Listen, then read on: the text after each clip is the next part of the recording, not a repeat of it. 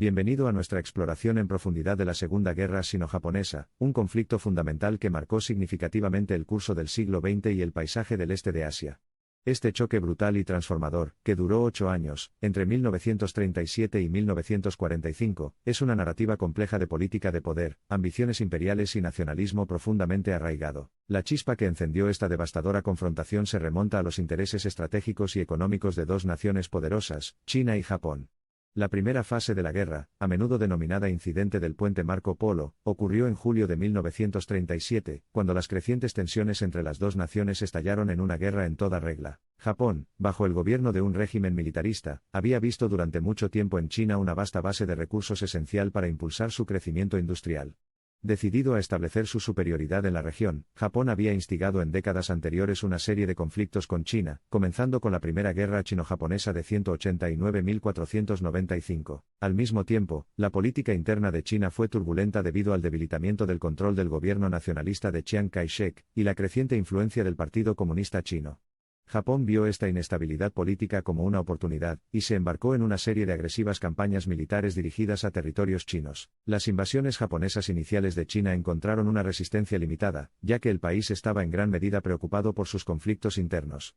Sin embargo, el fundamental incidente del puente Marco Polo resonó en todo el mundo, anunciando el inicio de un conflicto más amplio denominado Segunda Guerra Sino-Japonesa. El conflicto se intensificó rápidamente, atrayendo el interés y la preocupación de varias potencias internacionales.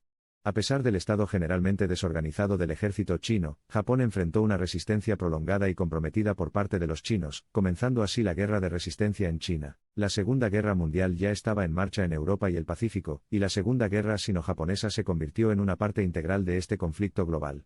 Esta fusión de circunstancias hizo que China recibiera ayuda crucial de las potencias occidentales, principalmente Estados Unidos, en forma de recursos, asesoramiento estratégico y los famosos tigres voladores. Sin embargo, a pesar del apoyo internacional y los valientes esfuerzos de los defensores chinos, Japón mantuvo su ventaja militar.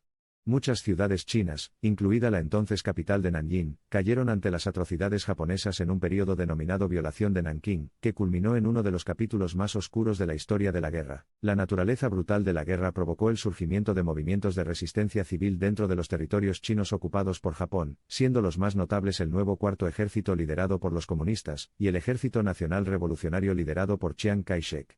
Sus tácticas de guerra de guerrillas resultarían fundamentales para erosionar el control japonés y elevar la moral china. Sin embargo, las tensiones internas entre los nacionalistas chinos y los comunistas continuaron hirviendo bajo la superficie.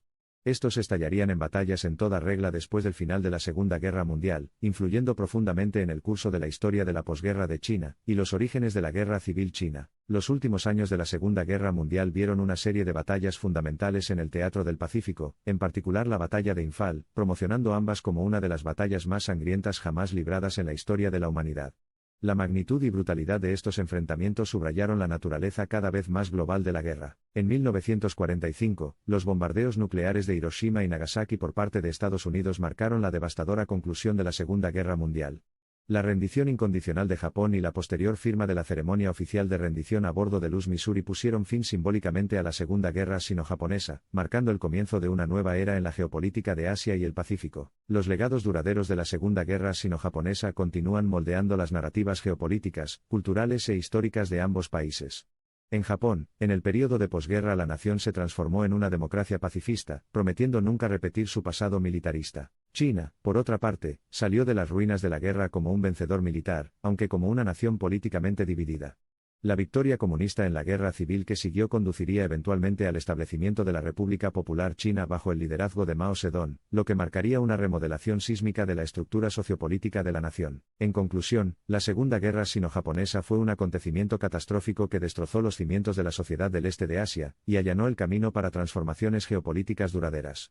Su importancia duradera persiste incluso hoy, destacando el inextricable entrelazamiento de la historia, la cultura y la política en esta dinámica región. Es imperativo que los observadores contemporáneos reflexionen sobre las lecciones de este conflicto, esforzándose por construir un futuro de coexistencia pacífica y entendimiento mutuo.